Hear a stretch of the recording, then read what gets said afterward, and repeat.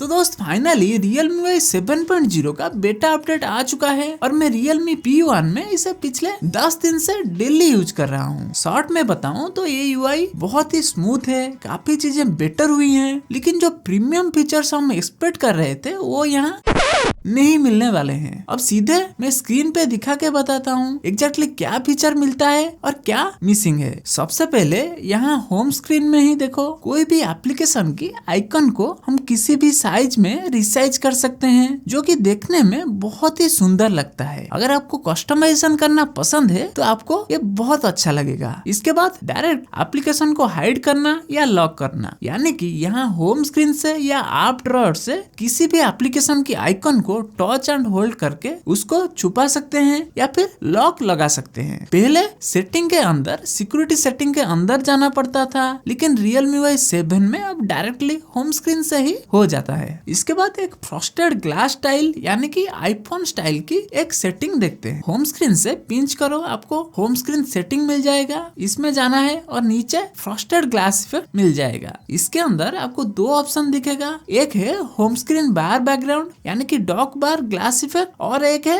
Home screen folder glass effect. दोनों को on कर देना है। अब देखो यहाँ पे आ गया आईफोन जैसा डॉक बार और यहाँ देखो फोल्डर्स में भी ग्लास इफेक्ट दिख रहा है। अब बैटरी सेटिंग में चलते हैं, यहाँ बैटरी हेल्थ में जाते हैं। यहाँ देखो पहले जो चार्जिंग लिमिट था वो अभी कस्टम चार्जिंग लिमिट हो गया है। पहले सिर्फ 80% चार्जिंग लिमिट सेट करने का ऑप्शन था, लेकिन Realme UI 7 में 85, 90, 95 इनमें से कोई भी परसेंटेज हम सेट कर सकते हैं। AI फीचर्स देखें तो सेटिंग्स में हमें कोई डेडिकेटेड नेक्स्ट AI या AI सेटिंग का सेक्शन नहीं मिलता है, जो कि नया फोन्स जैसे कि Realme P3, P4 और सब नए फोन को मिल रहा है। और वीडियो के एंड में मैं एक इम्पोर्टेंट फीचर बताऊंगा, जो फीचर सब लोग एक्सपेक्ट कर रहे हैं वो भी इस अपडेट में मिसिंग है। फिर भी दोस्त कुछ AI फीचर्स आपको नोट्स ऐप और रिकॉर्डर ऐप में मिल जाएगा। जैसे कि नोट्स ऐप में देखते हैं, देखो यहाँ पे AI असिस्टेंट का कई सारे यूजफुल फीचर आया है। और रिकॉर्डर ऐप में चलते हैं, यहाँ देखो AI क्लियर वॉइस है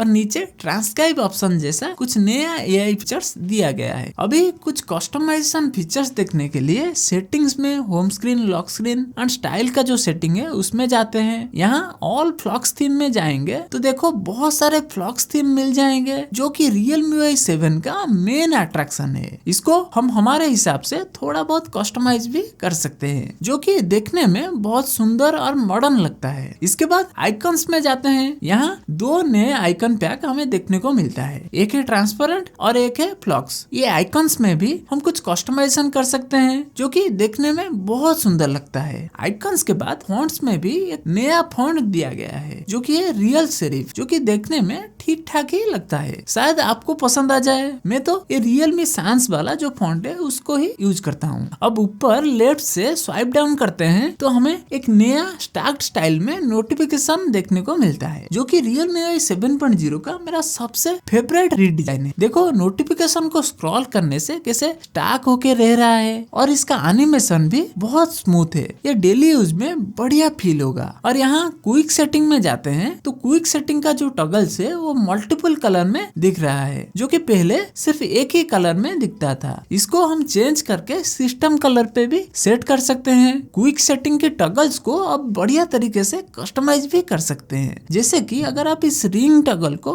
यहाँ सेट करोगे तो इसमें आप ऐसे साइड बाय साइड साइलेंट या वाइब्रेशन कर सकते हो, जो कि एक बढ़िया एक्सपीरियंस देता है। लेकिन यहाँ Realme P1 में आईफोन वाला जो ग्लास इफेक्ट है वो मिसिंग है, सिर्फ बैकग्राउंड ब्लर का इफेक्ट दिया गया है। ये ग्लास इफेक्ट मिस होना थोड़ा डिसअपॉइंटिंग है। फिर भी चलो ऐप ड्रॉअर में चलते हैं। यहाँ देखो एक कैटेगरीज सेक्शन दिया गया है, जिसमें सभी ऐप्स ऑटोमेटिकली एक एक कैटेगरी के अंदर रहता है। इस कैटेगरी सेक्शन का जो लुक है वो एप्पल के आईफोन या आईपैड में जो स्टाइल होता है ना, बिल्कुल वैसा लगता है। कुछ सिस्टम ऐप्स जैसे कि वेदर, कैलकुलेटर और फोटोज ऐप्स भी Realme UI 7 में रीडिजाइन हुआ है। वेदर में देखो रियलिस्टिक एनिमेशन है, कैलकुलेटर में लाइट इफेक्ट्स दिया गया है और फोटोज ऐप में स्वाइप करके उसकी डिटेल्स देखना काफी कन्वीनियंट किया गया है। ये स्मॉल चेंजेस है हैं, लेकिन डेली यूज में बढ़िया एक्सपीरियंस देता है। एक इम्पोर्टेंट चीज इस अपडेट में मिसिंग है, जो कि है आप ओपनिंग एंड क्लोजिंग एनिमेशन, जो कि अभी सिर्फ बेसिक सा ही है, जैसे Realme UI 6 में भी था। शायद स्टेबल अपडेट में कोई अच्छा एनिमेशन हमें मिल जाए। तो दोस्तों अब मुझे कमेंट में बताना आपको Realme UI 7 का कौन सा फीचर सबसे ज्यादा पसंद आया और कौन सा फीचर ना होना आपको डिसअपॉइंटिंग लगा। आपके कमेंट से ही मैं डिसाइड करूंगा कि नेक्स्ट वीडियो में स्टेबल अपडेट का कंपैरिजन बनाऊं या नहीं। तो मिलते हैं नेक्स्ट वीडियो में।